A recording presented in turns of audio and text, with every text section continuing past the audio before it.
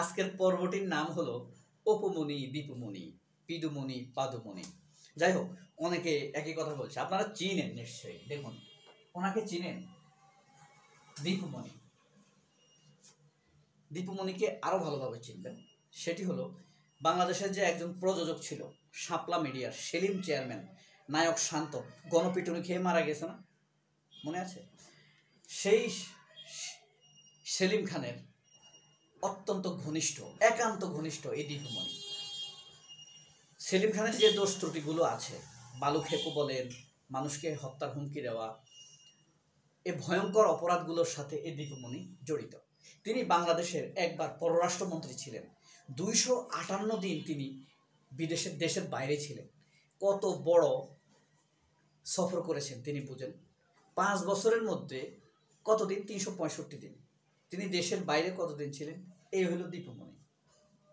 বাংলাদেশের যে বর্তমান শিক্ষাক্রম, ক্লাস 3-4 পোলাপানকে সেক্স শেখানো হচ্ছে, এই শেখানো হচ্ছে, এগুলা প্রণয়নকারী উনি। জাফর ইকবালের মোচওয়ালার জাফর ইকবালের সাথে উনিও একজন। আর অপু বিশ্বাসকে তো আপনারা সবাই খুব ভালো করেই চিনেন। হ্যাঁ, এই দুইজনের মধ্যে একটা মিল আছে। দুজনেই হাসতে হাসতে লুতুপুতু করে অপরিসীম মিথ্যা কথা বলে, প্রচুর মিথ্যা কথা বলে। এর দুইজন কি শোধরাবে কিনা আমি জানি না। তাদের কাছে একটি খোলা চিঠি দিয়েছি, তারা মানে তাদের একজন অপু বিশ্বাস বা অপুমনি শুনবে কিনা আমি জানি না। তবে এখন কথা হলো, এই দুইজনের মধ্যে মিল কি? কিছুদিন আগে দীপুমনি ধরা খেয়েছেন পুলিশের কাছে। পলাতক ছিলেন, সেনাবাহিনীর কাছে পালিয়েছিলেন। এখন সেখান থেকে তাকে পুলিশের কাছে হস্তান্তর করা হয়েছে। কোর্টে উঠানোর সময় মানুষ তাকে মারতে গিয়েছে, যদিও পুলিশের কাছে দেওয়ার পর আর এই অ্যাটেম্প নেওয়া ঠিক না, তাকে মারা কিছু করা, তখন দায়িত্ব আইনের। যদিও বাংলাদেশের আইন নিয়ে প্রশ্ন আছে, পুলিশ নিয়ে প্রশ্ন আছে। মারতে গিয়েছে, তাকে ধাক্কা দিয়েছে, লাথি দিয়েছে এই দীপুমনিকে। তার মানে মানুষের কত ঘৃণা আপনি বুঝতে পারেন। এই ঘৃণার প্রকাশ পেয়েছে সে যে দেশের ক্ষতি করেছে, দেশের রাষ্ট্রীয় সম্পদ অপচয়। সে দেশের বাইরে সফরে গিয়েছে আমেরিকা, তার স্বামী বাঁশি বাজায়। বাঁশি বাজানোর জন্য সে 3 দিন নিউ ইয়র্কে অবস্থান করেছে। এরকম ছিল সে, দেশের প্রতি কোনো দায়বোধ তার ছিল না। একটা জায়গা ঠিক ছিল, শেখ হাসিনাকে ঠিক রাখতে পারলেই তার মন্ত্রিত্ব ঠিক থাকবে, এটাই ছিল তার মেইন মোটিভ। এখন দেখেন, তাকে এভাবে মেরেছে, আদালতে আঘাত করেছে, লাথি দিয়েছে, শেষ পর্যন্ত কাঠগড়ায় এসে উঠে কেঁদেছে। আপনি 2 মাস আগেও কি ভাবতে পারতেন যে শেখ হাসিনা পালিয়ে যাবে? এটা সম্ভব? এরশাদও তো পালায় নাই এই দেশ থেকে, এরশাদও একজন খুনি, এরশাদও পালায় নাই, কিন্তু শেখ হাসিনা পালিয়ে গিয়েছে। বুঝতে পারেন? সেখানে দীপুমনির কে আদালতে উঠবে সেটা কি ভাবা যায়? দীপুমনির বিরুদ্ধে একটা কথা বলার কারোর সুযোগ ছিল না। শেখ হাসিনার বিরুদ্ধে, শেখ হাসিনার নাম নিয়ে হাসাও যেত না। তুমি শেখ হাসিনার ইয়ার কি করছো, হাসছো কেন? এত ভয়ঙ্কর ছিল। আমি শেখ হাসিনার নাম নিয়ে, শেখ হাসিনার কর্মকাণ্ড দেখিয়ে বাচ্চাদেরকে ঘুম পাড়ানো যাবে? আপনারা বলুন তো, বাংলাদেশে এত ভয়ঙ্কর মানুষ কি আর এসেছে যে বলতে পারে আরো তছনছ করে দাও, মেসাকার করে দাও, আমি ক্ষমতা চাই? এরশাদ শিকদারও তো এত ভয়ঙ্কর ছিল না, এরশাদ শিকদারও এত ভয়ঙ্কর ছিল না। এবং জেলের ভিতরে এই যে একটা মেয়েকে, ফারজানা রশিদ, তাকে জেলে নিয়ে তাকে গাঁজার অভিযোগ দিয়ে, ইয়াবার অভিযোগ দিয়ে তাকে জেলে ধরা হয়েছে। তার বাপ একজন কর্নেল ছিল। জেলের ভিতরে গণধর্ষণ করে তাকে হত্যা করেছে এই ডিবি হারুন, অপু বিশ্বাসের ভাই ডিবি হারুন। মনির টেরোরিজম ইউনিট পুলিশের মনির, আগের হারুনের জায়গায় যে মনির ছিল আগে, কালো বেনজির, গণধর্ষণের মাধ্যমে এই মেয়েটিকে হত্যা করা হয়েছে জেলের ভিতরে।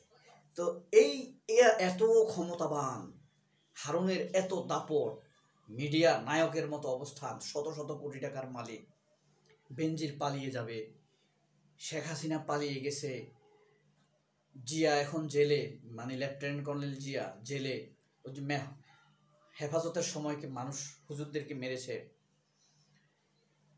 দীপুমণিকে মারে মানুষ, পুলিশের কাঠ আদালতের কাঠ গড়ায় বসে দীপুমণি কান্না করে। আল্লাহর কি লীলা খেলা দেখেন। এই সময় আসবে মানুষ ভাবেইনি 2 মাস আগেও।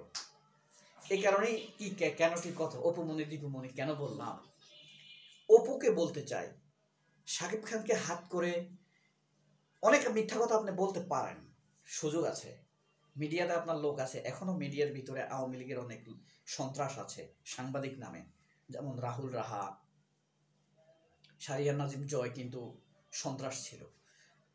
তারপরে আপনার ধরেন এই যে সবচেয়ে ভালো একজন সাংবাদিকের কথা বলি আপনাকে, জিল্লুর 3য় মাত্রা, সে জাহাঙ্গীরনগরের আওয়ামী লীগের নেতা ছিল, ছাত্র পরিষদের নেতা ছিল, ছাত্র প্রতিনিধি ছিল, সবচাইতে ভালো সাংবাদিক সে। সো আপনার সুযোগ আসবে সামনে আসার, যেহেতু তারা এখনো আছে, ভদ্র হয়ে আসুন। নইলে দীপুমণির এই অবস্থা হয়েছে, আপনার কি অবস্থা হতে পারে বলুন তো। মানুষ কিন্তু অসম্মান করবে, আপনি অপমানের শিকার হবেন। সবচাইতে ভালো হবে আপনি স্পষ্ট অতীত কর্মকাণ্ডের জন্য ক্ষমা চাওয়া। 1 নাম্বার, আপনার প্রথম অপরাধ কি? প্রথম অপরাধ হয়েছে যে আপনি শাকিব খান এবং শাকিব খানের পরিবারের বিরুদ্ধে অজস্র মিথ্যা অপবাদ দিয়েছেন, অজস্র মিথ্যা অপবাদ দিয়েছেন। শাকিব খানের মা আপনার ছেলেকে মেরে ফেলতে পারে এমন কথা বলেছেন। শাকিব খানের মা বোন, শাকিব খানের বাবাকে, শাকিব খানের মা বোন বাবাকে আপনি বিশ্বাস করেন না এমন কথা আপনি বলেছেন। শাকিব খানকে আপনি বিশ্রী ভাষায় গালাগালি করেছেন, চরিত্রহীন বলেছেন, মিথ্যা কথা বলেছেন শাকিব খানের বিরুদ্ধে। কখনো বলেছেন শাকিব খান টাকা দিচ্ছে না, কখনো বলছে দিচ্ছে।